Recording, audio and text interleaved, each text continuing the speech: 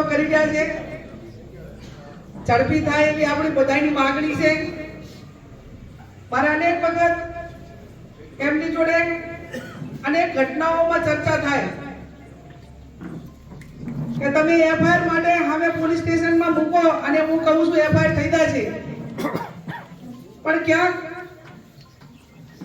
ઘટના બને ત્યારે ટેમ્પરરી આપણે એને મોટું કરીએ, પણ એમાં પાછળથી સાથ સહકારની કે ટાઈમે આગેવાનોએ કે ભોગ બનનારે નિર્ણય લઈને કઠોરતાપૂર્વક નિડરતાપૂર્વક પોલીસ સ્ટેશને જઈને એફઆઈઆર કરાવી કે મદદ કરવી, એમાં ક્યાંક ને ક્યાંક ભૂતકાળની અંદર મારા અનેક અનુભવો એ આ બાબતમાં કડવા રહ્યા છે। એસપી સાહેબની હાજરીમાં કહું અને અનેક વખત મેં કીધું છે કે તમામ ગુના નાના મોટા માફ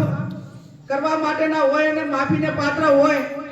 પણ બેન દીકરીઓની સુરક્ષાના ભોગે ક્યાંય માફી ના હોઈ શકે।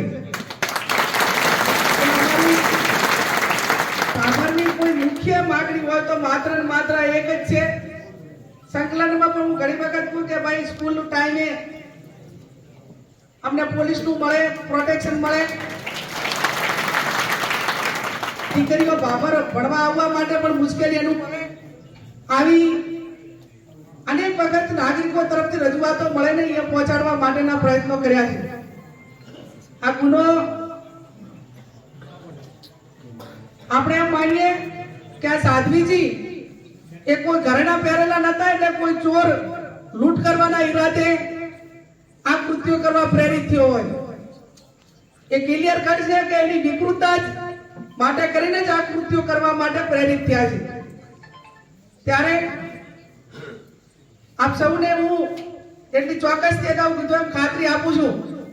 કે અમારી જે પણ પ્રકારની મદદ હોય, અને આ ગુનાની અંદર આ પોલીસ સ્ટેશન હોય કે કોઈ નાગરિકો કામ, તો ભૂતકાળની અંદર આટલા વર્ષોમાં ક્યારેય મેં આ પૈકીના ગુનાગારને એવું નહીં કોઈ પોલીસને કે એમને કીધેલું કે અમને મદદ કરજો, અને આમાં કોઈ સમાજનો હોય, કોઈ ધર્મનો હોય, મારો હકો ભાઈ હોય તો એને કાયદો વ્યવસ્થાને જે આ નિયમો સાથે બંધાયેલા છે એ પોતાને પાત્ર છે।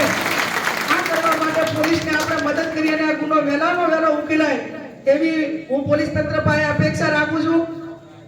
જૈન ધર્મ એક અહિંસા માટે